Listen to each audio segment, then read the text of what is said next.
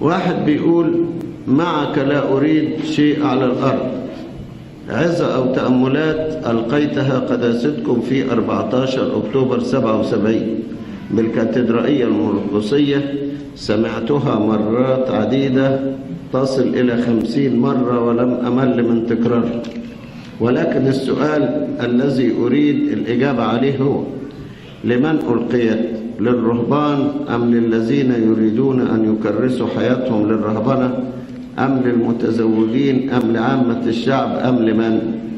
وكيف يمكن للذين ليسوا في الرهبنة أنهم لا يطلبوا شيء إلى جوار الله على الأرض؟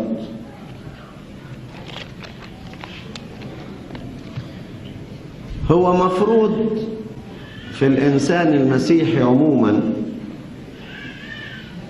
إن هو لا يحب شيئا إلى جوار الله.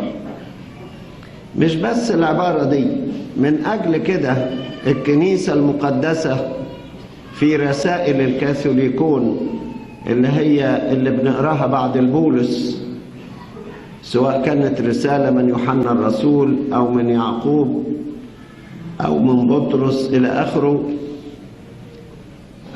بتنهيها بعبارة: لا تحب العالم ولا الأشياء التي في العالم، لأن العالم يبيد وشهوته معه. فعدم محبة العالم والأشياء التي في العالم هي نصيحة توجه إلى كل مسيحي. نحن نعيش في العالم ولكن العالم لا يعيش فينا. نعيش في العالم ولكن العالم لا يعيش فينا. نعيش في العالم كغرباء عن العالم، سواء في ذلك أي إنسان متزوج، إنسان بيشتغل، يعيش ومش قلبه في الدنيا. ولذلك بولس الرسول في كورنثوس الأولى 7 بيقول: يكون الذين يستعملون العالم كأنهم لا يستعملونه. يعني أنت عايش في العالم يومين وعقلك في ربنا، وتشعر أنك غريب على الأرض.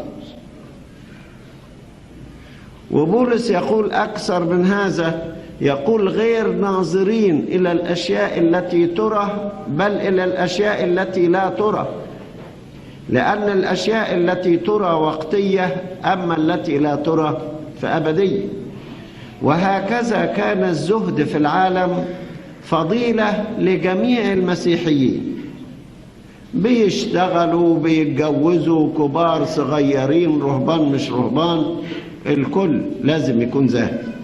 لكن عشانه بيشتغل في الدنيا وبيعول عيال وبيربي أولاد، بيتعامل مع العالم، لكن ما يخليش العالم في قلبه، ما يخليش العالم في قلبه. واللي ما بيهموش العالم بيعيش مستريح، لكن اللي بيهتم بالعالم يعيش دايما في قلق وفي اضطراب، وامتى أزيد وامتى أبقى وامتى أكون وكيف أكون. وتلاقي العالم بيتعبه، وممكن العالم يعطلوا عن الصلاة ويعطلوا عن التأمل ويعطلوا عن ربنا. يكون الذين يستعملون العالم كأنهم لا يستعملون. هي للكل طبعا. انت عارف التاريخ بتقول ألقيت في الكاتدرائية في أكتوبر 77، يعني من قيمة 10 سنين في الكاتدرائية، يعني ما ألقيتش في دير على الرهبان. وطلع بها كتاب الله وكفى، موجود فيه المحاضرة دي. وطبعا الكتاب مش للرهبان، لكل الناس.